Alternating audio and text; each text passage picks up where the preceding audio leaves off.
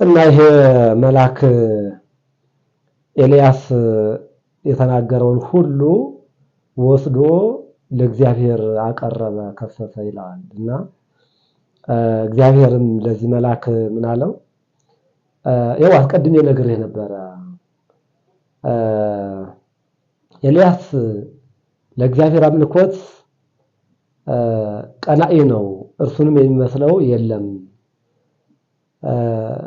ምክንያቱም እግዚአብሔርም ከዚህ ኃያልነቱ ቀናኢነቱ የተነሳ የሰማይና የምድርን ቁልፍ ሰጠሁት።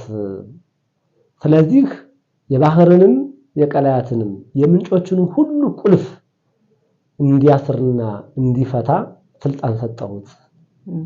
ከሱም ስልጣን ውጭ ማንም ይሄንን ማድረግ አይችልም ብሎ ለመልአኩ ነገረው። ነገር ግን በዚያው ልክ ደግሞ ኤልያስ ደግና ሩህሩህም እንዲሁም ደግሞ ገር ነውና በጥበብ አድርጌ መልሰዋለሁ ሲል ለመልአኩ መለሰለት ይላል እና ኤልያስ በዘመኑ ታላላቅ ኃያል ነገሮችን ያደረገ ነው። እዚህ ላይ የምናስተውለው ሁሉም ጻድቃንም ቢሆኑ መላእክትም ቢሆኑ ሁሉም በእግዚአብሔር ፊት ያለመነ የለም። እግዚአብሔር ግን የኤልያስን ቃል ማጠፍ አልፈለግም። ምክንያቱም እዚህ ድርሳን ላይ ምን ይላል? ከነቢያትና ከጻድቃን ይልቅ ይላል ኤልያስን አብልጬ እወደዋለሁ ይላል። እንዲሁም ለጻድቃን የመለሰላቸው መልስ ምንድነው? ይህን ሁሉ ልታጠፈው ነው ወይ? በምድር ያለው ሊጠፋ ነው ወይ ብለው ጥያቄ ሲያቀርቡ እውነት እላቸዋለሁ ከብዙ ኃጢአተኞች ከእልፍ አእላፋት ኃጢአተኞች ይልቅ በፊቴ አንድ ጻድቅ ሰው የከበረ ነው ብሎ ነው የነገራቸው ማለት ነው። ለዚህም ነው ዮሐንስ አፈወርቅ ላይ ምን አለ? ይሄን መሰረት አድርጎ ዮሐንስ አፈወርቅ ከኤልያስ ሕይወት የተማረው ዮሐንስ አፈወርቅ ማለት ነው። እውነት እልሃለሁ ይላል ለእግዚአብሔር ከቆምክ ይላል፣ ለእግዚአብሔር አምልኮት ቀናኢ ከሆንክ ይላል፣ በእግዚአብሔር ሕግና ትእዛዝ ብትመራ ይላል፣ በምድር ላይ ስትኖር በመላ ሕይወት በዘመነ ሕይወት ላይ ይላል 22ቱ ስነ ፍጥረት ቢጣሉ ይላል፣ በመቶ ዓለማት ያሉትም ሁሉ ፍጥረት ቢጣሉ እግዚአብሔር ግን ካንተ ጋር ከቆመ ምንም አትሆንም ይላል። ነገር ግን ይላል 22ቱ ስነ ፍጥረት በሙሉ ላንተ ቆመው እግዚአብሔር ግን ቢጠላህ እግዚአብሔር ካንተ ጋር ባይቆም ግን ዋጋ የለህም ብሎ ተናግሯል ማለት ነው። አሁን በዘመኑ ሁሉም ተነሱበት በኤልያስ ላይ ማለት ነው። መላእክቱም ተነሱበት፣ ጻድቃን ቅዱሳን ሁሉ የምድር ፍጥረታት ሁሉ በኤልያስ ላይ ያልተነሳ አልነበረም። ኤልያስ ግን ለአምልኮተ እግዚአብሔር ድርድር የለውም ነበር። ምንም ድርድር አልነበረውም እና በሰዓቱ እሱ ነው ድል ያደረገው ማለት ነው። በሕይወት ሁሉ ድል አድራጊ ነው ኤልያስ ማለት ነው። ስለዚህ ለእግዚአብሔር አምልኮት ልንቀና ይገባናል። ይሄ ትውልድ በመሃል እንደዚህ ያደረኩ የሚሄደው እንዲያስተውል ነው ትውልዱ። ለእግዚአብሔር አምልኮት መቅናት ያስፈልጋል። ከዓለማዊነት ይልቅ ከቆሻሻ ዓለም ከሚያልፍ ዓለም ይልቅ ለእግዚአብሔር ብንቀና ለእግዚአብሔር ብናደላ ሕያውነትን እንጎናጸፍበታለን፣ ከመጣው መቅሰፍት እናመልጣለንና ይሄንን ህዝቡ ትውልድ ሁሉ ማስተዋል ይገባዋል ማለት ነው። ከዛ በኋላ ኤልያስ በዛ በኮራት ምንጭ ወይም ደግሞ ኪሩብ በተባለው ተራራ በዛ በምንጩ ውሃ እየጠጣ በመልአኩ እጅም ምግብ እየተላከለት ይመገብ ነበርና ይሄ ምግብ ቀረ ይላል። አስቀረው። በዛ አንድ ቀን ቆየ አደረ። ከዛም ደግሞ ሁለተኛ ቀን ሞላው፣ ሶስተኛ ቀን ሞላው። ምን ሆኖት ነው የቀረው ማለት ጀመረ ኤልያስ። በሰባተኛው ቀን እግዚአብሔር ያው እሱን ሌላ ቦታ እንዲመራው አስቀድሞ አስቦ ስለነበረ ኤልያስ ግን አንድ ጥያቄ ጠየቀ። አጋር እስማኤልን ይዛ በበረሃ በምትንከራተትበት ጊዜ ውሃ በተጠማ ጊዜ ለአጋር አይኖቿን ከፍተህ የጉድጓዱን ውሃ እንድታይ ያደረክ ከጥማቸውም እንዲጠጡ ያደረክ እግዚአብሔር እስራኤልን በደመና ቀን ስትመራ የነበርክ ሌሊትም በብርሃን አምድ በእሳት አምድ ስትመራ የነበርክ እንዲሁም ከጭንጫ ላይ ውሃ እያፈለክ ከሰማይ መና እያወረድክ የመገብክ እግዚአብሔር እኔንም ከአላዊው ንጉስ ከአካብ እንዲሁም ከሚስቱ ከኤልዛቤል ከዛ እንድሰወርና በዚህ ተራራ በኮራት ባለው ምንጭ እንድጠጣ በመላኩ እጅ እንድመገብ አደረክ። አሁን ግን ለምን አስቀረህ ምግቤን? ውሃውም ደርቆ ነበርና ምድሪቱ ተናገረችው ይላል። አንተ ጨካኝ ነህ፣ ስለዚህ ከዛሬ ጀምሮ ላንተም ውሃ አልሰጥህም ብላ ያንን የሚመነጭ የነበረውን ምንጭ እንዲደርቅ ሆነ ይላል። ከዛ በኋላ ይህንን ቃል ኤልያስ ወደ እግዚአብሔር ሲያመለክት የእግዚአብሔር ቃል እንዲህ ሲል መጣለት።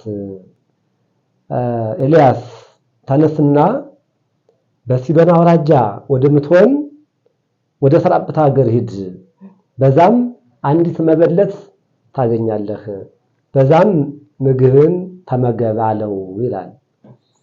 ኤልያስም እንደታዘዘው አደረገ። መንገዱንም ቀጠለ። የሲዶን አውራጃ ወደምትሆን ወደ ሰራጵታዋ መበለትም ሲሄድ በዱር የምትለቅም አንዲት ባልቴት እናትን መበለትን አገኘ ይላል። እናቷን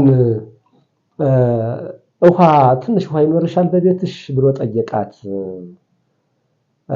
ይሄን ሲጠይቃት አዎ ይኖረኛል፣ ትንሽ ይኖረኛል ብላ እሷም ያችን ውሃ አመጣችና ሰጠችው። ያን ጊዜ ቀጠለና ይሄንን በዚች ውሃ አለሽ ብሎ ፈተናት ይላል። በትክክል እግዚአብሔር ለሱ ያዘጋጃት እናት መሆኗን በዚህ መጀመሪያ ውሃ አለሽ ብሎ ነው የጠየቃት። ይሄ ደግሞ ነገረ ቅዱሳን ነው ይላል። ቅዱሳን አይቸኩሉም።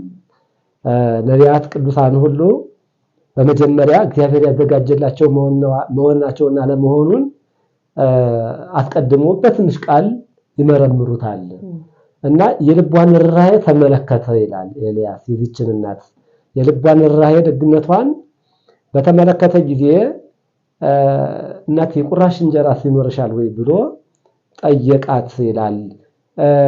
ይሄ ጥበብ አስቀድሞም ከኤልያስ በፊት የነበሩት ቅዱሳን ነቢያት ሁሉ ያደርጉት ነበረ ይላል። ለምሳሌ በድርሳኑ ላይ ምሳሌ አድርጎ የአብርሃም ልጅ ለይስሐቅ ሚስት ተሆነው ዘንድ ኢያዕብርን ሂድና ወደ አባቴ ወገን ወደ ቤተሰቦቼ ወደ ዘመዶቼ ሂድና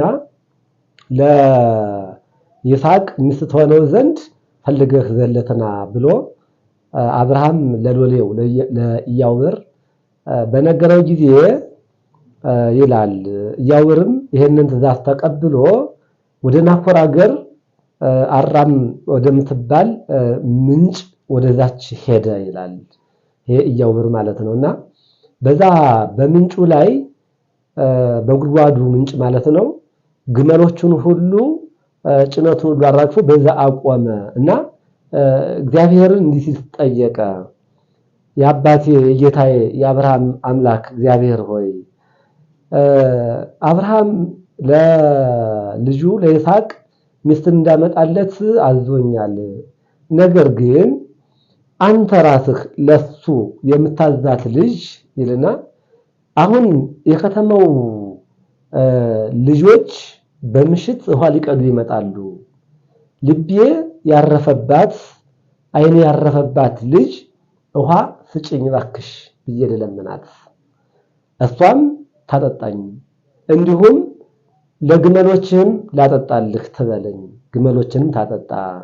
ያን ጊዜ ለጌታዬ ልጅ ለይስሐቅ ያዘጋጃት መሆኑን በዚህ አውቃለሁ እረዳለሁ ብሎ ጠይቆ ነበረ። ይሄ ጥበብ እግዚአብሔር ነው፣ ጥበብ ቅዱሳን ነው። ዝም ብሎ የተላኩትን ሙሉ በሙሉ ደው አይናገሩም።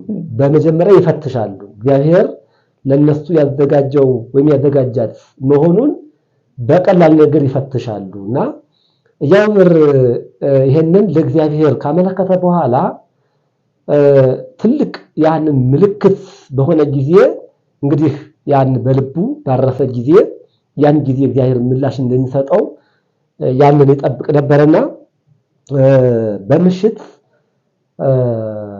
ያቺ የባቱኤል ልጅ የናኮር የአብርሃም ወንድም ናኮር ይባላል። ባለቤቱ ሜልካ ትባላለች። ባቱኤል የሚባል ልጅ አለው የናኮር ማለት ነው። የባቱኤል ልጅ ወይም ደግሞ የናኮር የልጅ ልጅ ማለት ነው።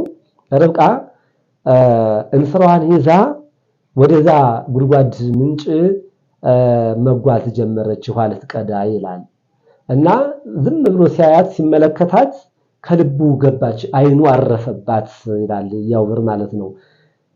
ተመለከታት፣ ያስተውላት ነበረ። ውበቷም ደምግባቷም ያማረ እና የተዋበች ነበረች፣ ድንግልም ነበረች ይላታል እና ውሃ ቀድታ ስትመለስ አንቺ ልጅ እባክሽ ውሃ ጠምቶኝ እባክሽ ውሃ ስጭኝ ልጠጣ እባክሽ አጠጭኝ ብሎ ጠየቃት ይላል እና እሷም እሺ ብላ እንስራዋን አውርዳ ውሃ ለጥሙ አረካችው አጠጣችው። ከዛ በኋላ ከጠጣ በኋላ የታየ ለግመሎችም ላጠጣቸው ግመሎችም ይጠጡ ብላ ጠየቀችው ይላል። እሺ አላት። ዝም ብሎ የእግዚአብሔርን ታምር ይመለከት ነበር ይላል ያውርና ከዛ ሄደችና ወደ ጉድጓዱ ዙራ ቀድታ አምጥታ ለግመሎቹ እስኪረኩ ድረስ እስኪጨርሱ ድረስ እየቀዳች እያመጣች ታጠጣቸው ነበር ይላል። ያን ጊዜ ተንበርክኮ የእስራኤልን አምላክ እግዚአብሔርን አመሰገነ። ምክንያቱም ያስቀድሞ ለእግዚአብሔር የተናገረው ያ ምልክቱ ስለተከወነለት ይላል። እንትናም ኤልያስም በመጀመሪያ እግዚአብሔር ልኮኛል ወደ አንቺ ልኮኛልና በአንቺ ቤት እንድመገብም ልኮኛል አላላትም ይላል። በመጀመሪያ ውሃ አለሽ ወይ እናቴ ብሎ ጠየቃት። እሺ አባቴ ብላ ታዛ ያችን በቤቷ ያለችዋን ውሃ አመጣችለትና ያችን ጠጣ። ከዛ የርራዋን ደግነቷን በተመለከተ ጊዜ ቁራሽ እንጀራ ሳለሽ ወይ ብሎ ጠየቃት ይላል። ያችን እናት እውነት በያው እግዚአብሔር ስም እምላለሁኝ በእንስራዬ ካለ እፍኝ ዱቄት እንዲሁም በማሰሮዬ ካለ ትንሽ ዘይት በቀር ሌላ ምንም የለኝም። ነገር ግን እንዳዘዝከኝ ሄጄ ያችን እጋግራለሁኝ። ያችን ጋግሬ ላንተም ለኔም ለልጆችም ያችን በልተን እንሞታለን አለችው ይላል። ምክንያቱም በዘመኑ በህይወት የመኖር ተስፋ የለም ነበረ። ያላቸውን እየተመገቡ ከዛ በኋላ ሲያጡ በራብ ያልቁ ስለነበረ ሰማይና ምድሩን ዘግቶት ነው። 3 ዓመት ከመንፈቅ ሰማይና ምድር መዘጋት ማለት ቀላል ነገር አይደለም። እንደውም የእግዚአብሔር ቸርነት ነው። 3 ዓመት ድርቅ ማለት 3 ዓመት ድርቅ ሆኖ እንደዛ መትረፍ በራሱ እጹብ የእግዚአብሔር ታምር ነው እና ብዙዎቹ አልቀዋል። እና ምንድን አለችው? ያችንን ተመግበን እንሞታለን አለችው ይላል። ምንም በህይወት የመኖር ተስፋ አልነበረም በዛ ዘመን ይላልና ሂጅ ታመኝ አላት። ታመኝ ታዘዥ ሂጅ ሁሉን አድርጊ ያልሽውን ሁሉ አድርጊ፣ ነገር ግን አላት ለኔ አስቀድሚ እንጎቻም አድርገሽ ቂጣ አድርገሽ ጋግረሽ አምጪልኝ አላት ይላል። ይሄንን ለኔ አስቀድሚ ሲል ኤልያስ ለሆዱ ጓግቶ አልነበረም ይላል ድርሳኑ ላይ። ለሆዱ ጓግቶ ሳይሆን ስለ ቅድስናው ማዕረግ እሱ መቅደም እንዳለበትና ስርዓቱን ሲያስተምራት ነው። ምክንያቱም በጸሎት ጊዜም በማዕድ ጊዜም በምልጃ ጊዜም በሁሉም ነገር ነቢያት ቅዱሳኑ ካህናቱ አስቀድመው እነሱ መጀመር እንዳለባቸው መባረክ እንዳለባቸው ስርዓቱን ሲነግራት ነበረ እንጂ ሲነግራት ነው። የቅድስናውን ማዕረግም ሲያስተምራት ነው። ታላቅ ቅዱስ መሆኑን ሲያስረዳት ነበረ እንጂ እሱስ እንደውም ይላል የሚፈልገው እንደተገደሉት እንደ ነቢያቶች ሁሉ መሄድ ነበር የሚፈልገው። ምንም ለነፍሱም አይራራም ነበር ይላል። እግዚአብሔር ወደ ሰራጵቷ መበለት ሂድ ባይለውም እንኳን ፈጽሞ ለነፍሱም አያዝን ነበረ ይላል። እዛ ላይ ማለት ነው አይራራላትም ነበረ ለስጋው እሱስ ይላል እና እሱም እንዳዘዛት ያቺ ቅድስት እናት እንዳላት አደረገች። እንጎቻም ጋግራ ወደ ኤልያስ አመጣች። ኤልያስም ያን ተመገበ። ያን ከተመገበ በኋላ ያን መታዘዟን፣ ትህትናዋን፣ ርራይዋን፣ ደግነቷን ተመለከተ። እግዚአብሔርም ለሱ ያዘጋጃት ታላቅ ቅድስት እናት መሆኗንም በተረዳ ጊዜ አንቺ እናት እግዚአብሔር የልብሽን ርራዬ መታዘዝሽንም ትህትናሽን እግዚአብሔር ተመልክቷልና እግዚአብሔር አምላክ እንዲህ ይላል አላት። እግዚአብሔር ከሰማይ ዝናብ አውርዶ በምድር እስኪበቅል ድረስ በእንስራሽ ያለው ዱቄት አያልቅም፣ በማሰሮሽ ያለው ዘይትም አያልቅም አላት ይላል እና ከዛ ሰዓት ጀምሮ ዱቄቱ ተትረፈረፈ፣ ቤቱን ሞላው። ያንን ኤልያስን በቤቷ በማስተናገዷ ያ ታላቅ በረከት በቤቷ ሆነላት እና ደስታ ሆነ፣ ደስ አላት ይላል። ኤልያስም ደስ አለው። እንግዲህ ይህን ቤት ለኔ በዘመኔ ለሕይወቴ ማረፊያ አድርጎ እግዚአብሔር አዘጋጀልኝ ብሎ እግዚአብሔርን ማመሰገነ ይላል።